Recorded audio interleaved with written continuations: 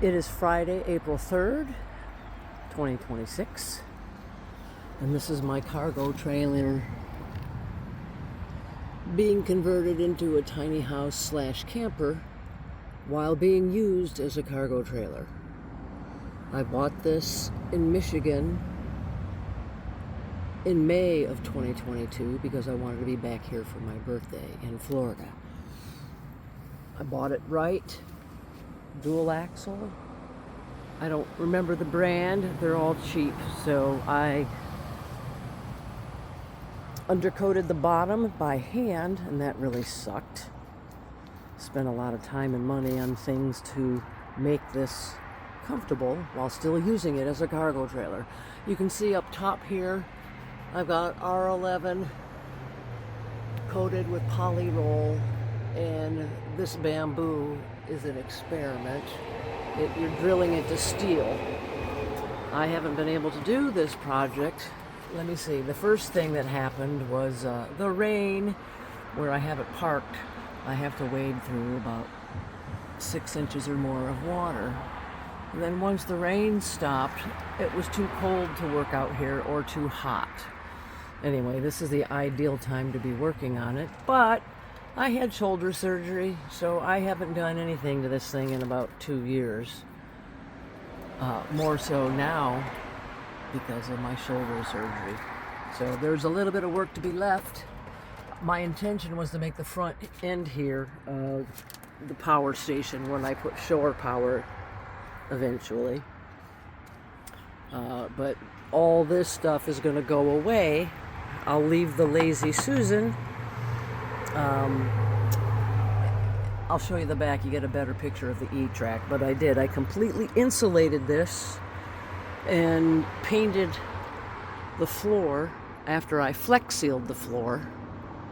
And again, I coated the bottom with a rubber sealant. I don't remember what it was, but that was when I first moved here. So, dual door. My intention here, I've got a ramp if I ever decided to buy another motorcycle, which clearly I'm not. I painted this really long piece of pallet wood and have been collecting pallet tops and painting them. This could serve as a deck. Right now there's a little heater and air conditioning. That's my air compressor that is not going. Like I said, I've sealed everything up and made it bug proof. I put a piece of screening back there that did not come with the trailer. Again, I flex sealed the floor and painted it on top. The tie downs you see there came with the trailer.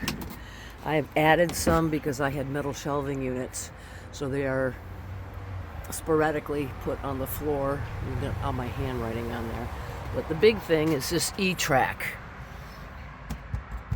And I've got 2x4s. So this is the full-size bed. And these are the holders that hold the 2x4s. This is completely removable. And I've got laying on top of the 4 2x4s is just pieces of wood to serve as a table.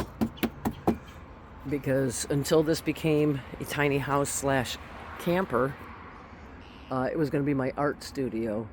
So the intention was to put some pulleys up top here and raise my project area out of the way and then use it as whenever I needed it. But ideally this was going to be my music festival gig, but I'm still paying for it. So I am firm on the price because I am a patient and stubborn woman. I will keep paying on it. So obviously we're going to have to put money in an escrow account to get the money back, or to me.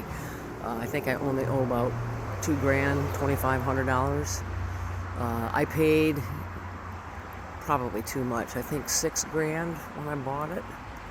Anyways, it's been through a couple of hurricanes, so I put a tarp over the top of it and sealed it up with Gorilla Tape or whatever tape. So it's been in the Florida sun since 2022. It does not leak. The water you see up here is from the rain because it's not exactly level.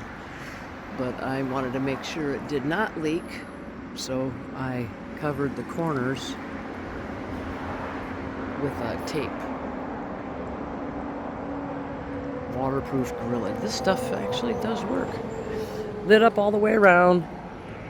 I did not put all the wiring back together because I'm still in the process of figuring out how I wanted to run my own wiring. I was going to LED everything.